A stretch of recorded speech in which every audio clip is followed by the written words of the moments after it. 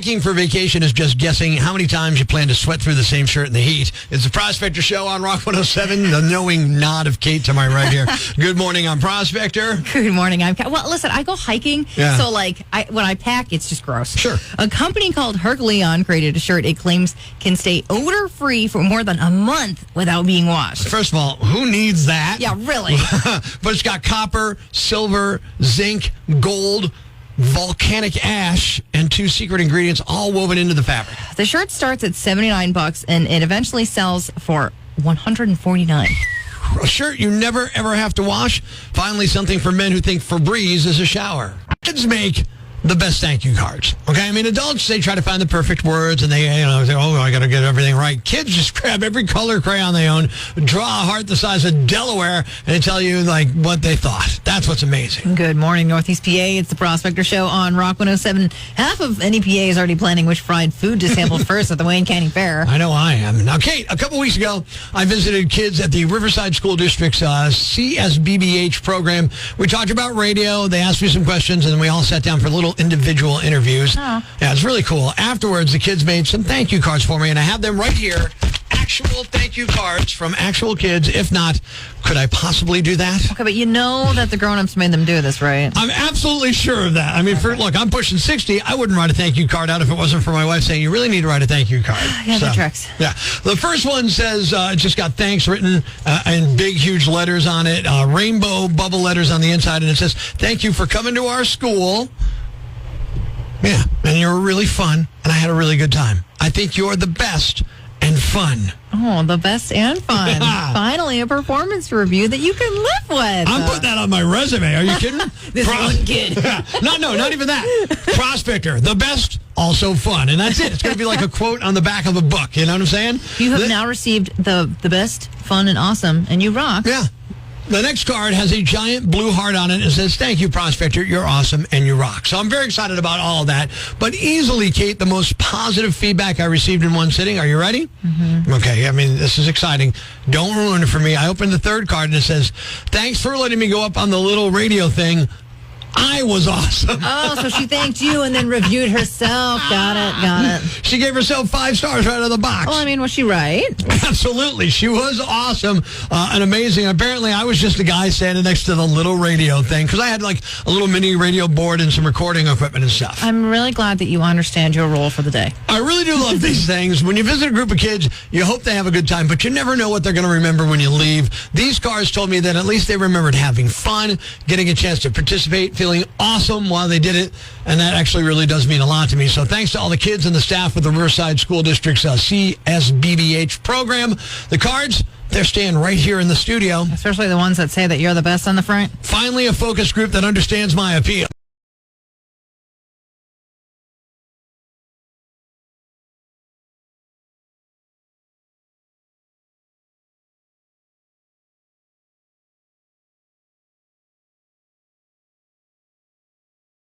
Life's pretty tough right now. There's plenty of bad news, but it's not all bad. It's time for the brighter side of Prospector on Rock 107. The owner of a boat company in North Carolina that spent nearly 6 decades rebuilding a business has decided to give it away rather than sell it. His name's Eddie Smith Jr., and he turned down huge offers from Grady White Boats and instead transferred control of the company to a trust. Eddie took over a near-bankrupt company in the 1960s and helped grow it to a business generating more than $100 million in annual revenue. Under the new structure, the company can never be sold, and its profits will help fund charitable causes through a nonprofit social welfare organization. Thanks. We needed that. The brighter side of Prospector on Rock 107. It's never a good idea. We've all done it, and we've all regretted it. The drunken texts you forgot you sent. Prospectors collected them in inTEXTicated on Rock 107. From the 405, grape juice and vodka is not wine.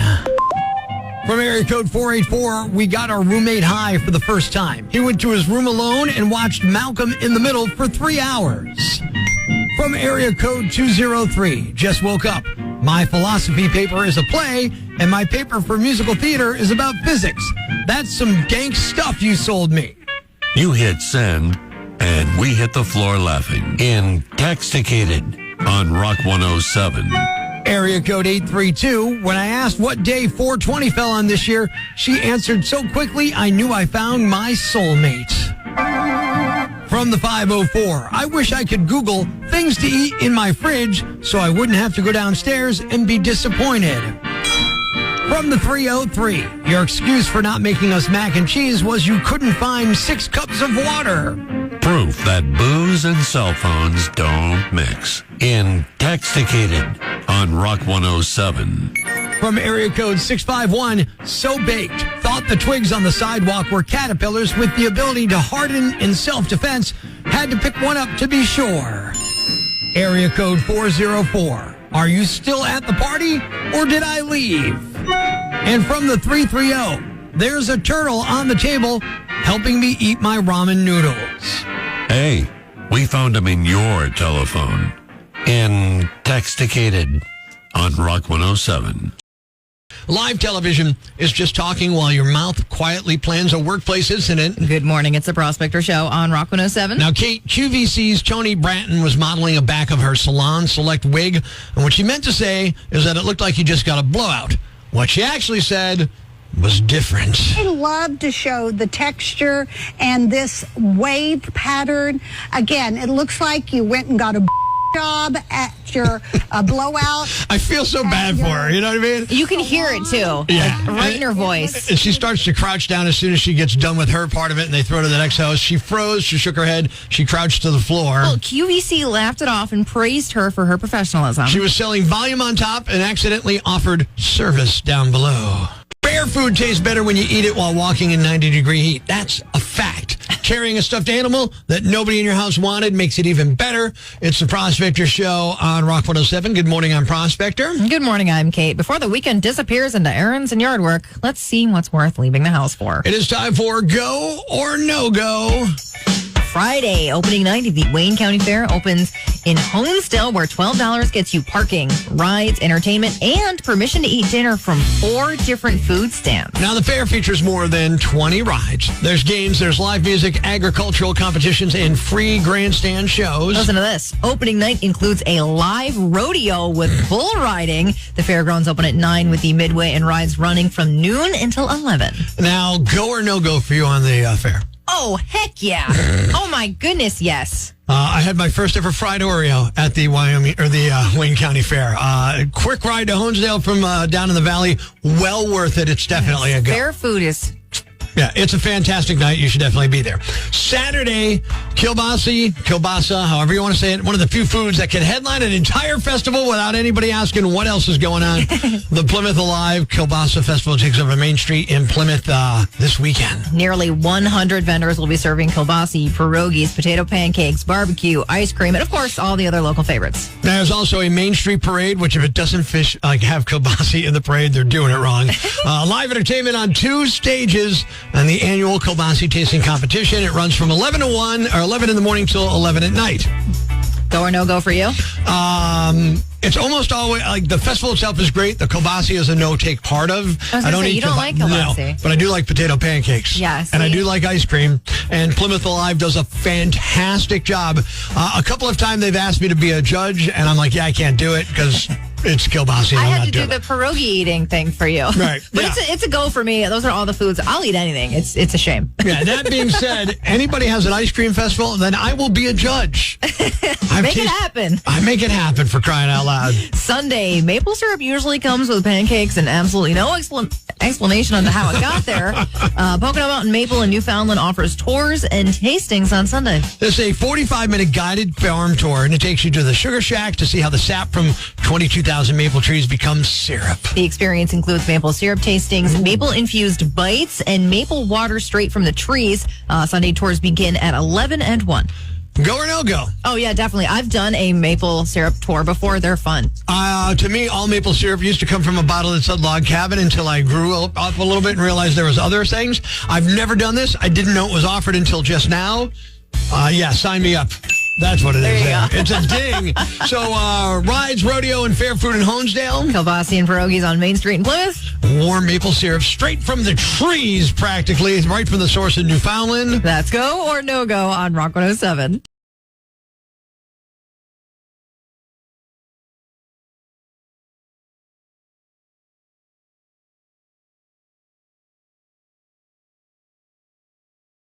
Kate, nothing says America like closing down Main Street and putting sausages in everything. America! The Prospector Show on Rock 107 is clearly underway. Good morning. Plymouth is doing their 22nd annual Kielbasa Festival. It's taking over Main Street starting today, Saturday, 11 in the morning till 11 at night. It's going to be nuts. More than 100 food and craft vendors, 11 Kielbasa vendors, a live music, a parade, and the Kielbasa tasting competition. There's going to be food, music, a parade, and enough kielbasa to make the Oscar Mayer Wienermobile feel inadequate.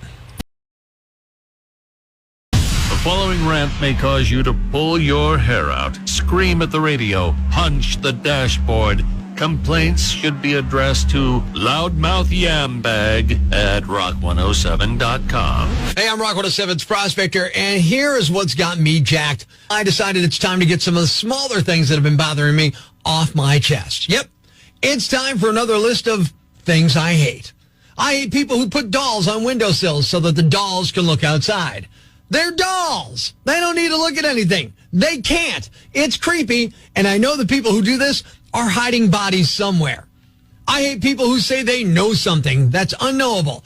I know this is going to end badly. No, you don't know it. You think it. And with that kind of negative attitude, it probably will end badly. That's called a self-fulfilling prophecy, moron.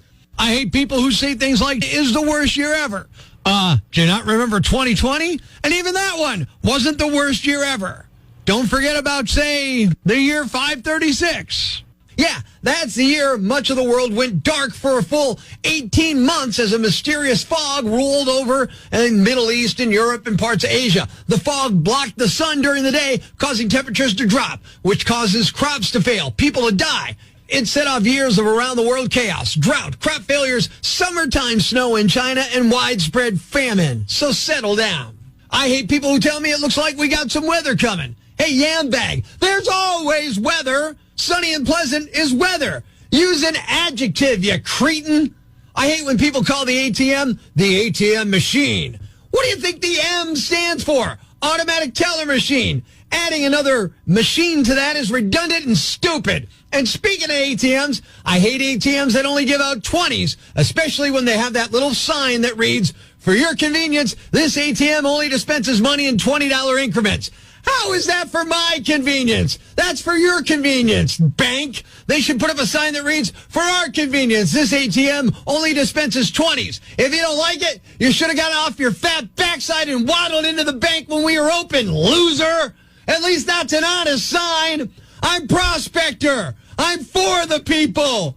Who's with me? I gotta go crazy, man. Ever see the crazy guy screaming at the wall outside the Times building? Where does this rage come from, my son? Tweet us with #IFoundProspector and we'll come and get him. Prospector, mornings on Rock 107.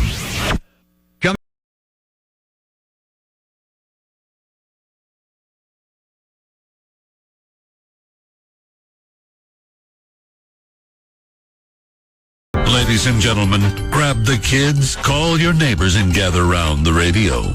It's now time to announce the winner of Prospector's Yam Bag of the Week, as decided by you at rock107.com. We uncover the most baffling, ridiculous, pathetic, cockeyed, laughable, preposterous blunders in the world of misdeeds.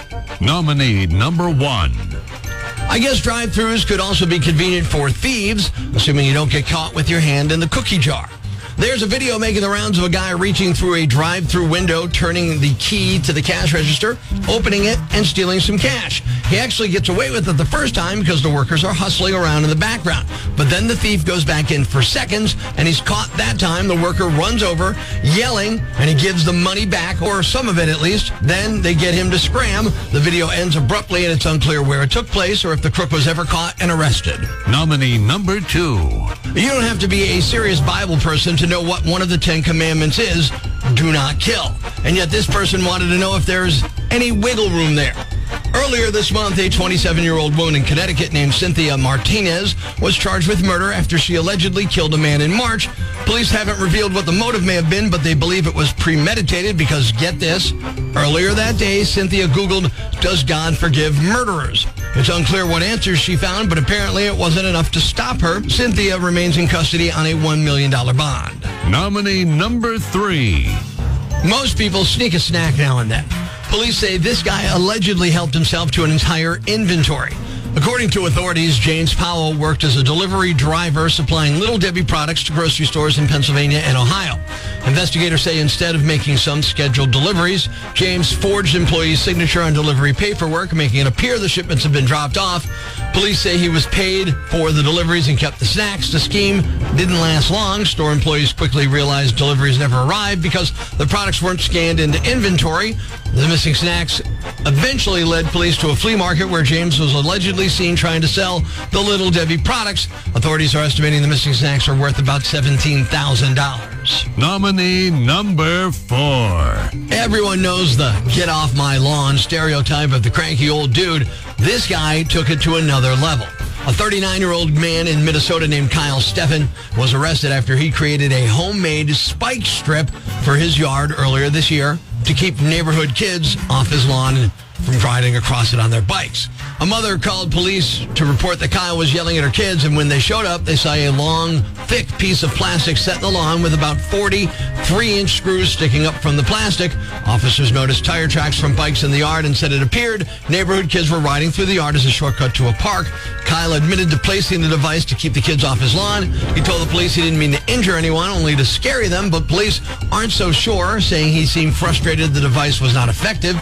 He's being charged with a misdemeanor, and he could be looking at 180 days in jail or a $1,000 fine. And the winner is The woman who Googled, "Does God forgive murderers?" before murdering someone. I guess you'll find out. You are the Yam Bag of the Week. Keep it here for all the nominees for Prospector's Yam Bag of the Day, weekday mornings on Rock 107.